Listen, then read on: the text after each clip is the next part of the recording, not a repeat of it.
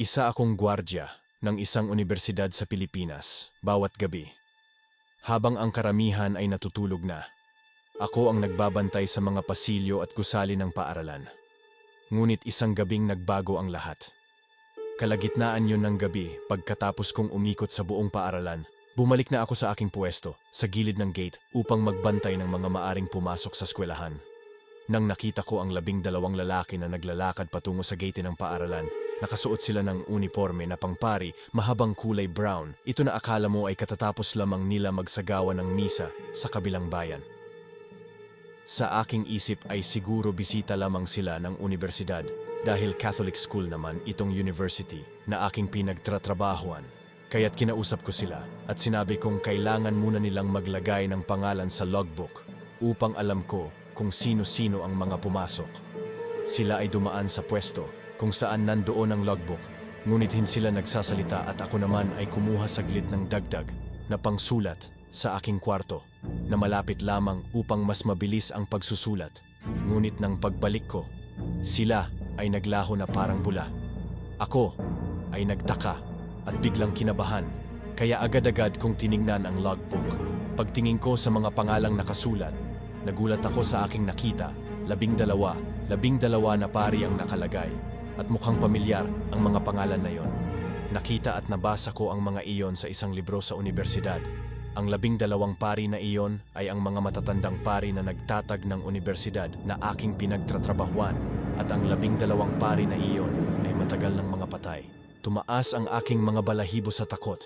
Ngunit hindi pa doon nagtatapos ang kababalaghan na nangyari sa araw na iyon. Pagkatapos kong makita ang logbook, nilakasan ko ang aking loob at agad-agad kong tinungo ang loob ng universidad at naglibot upang malaman kung mayroon ngang nakapasok.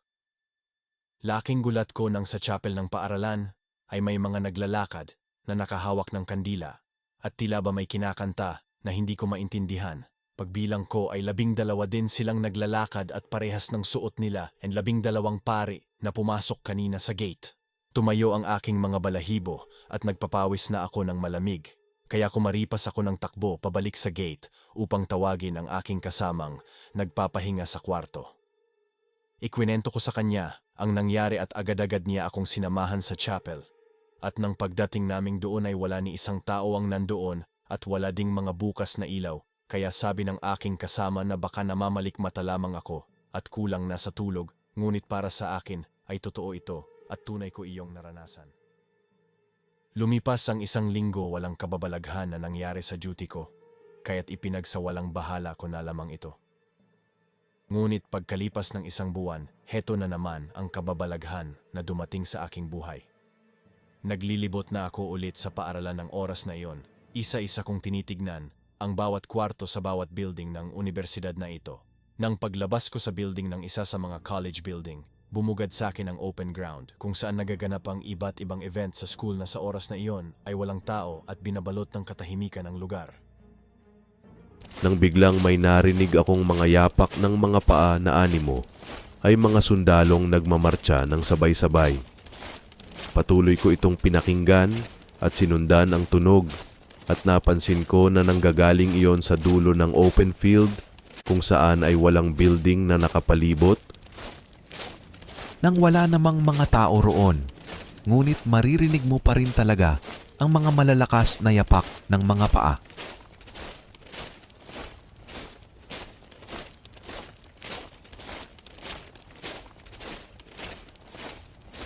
Parang sumusunod sa akin ang mga yapak na iyon na para bang sumasabay sa hakbang ng aking mga paa.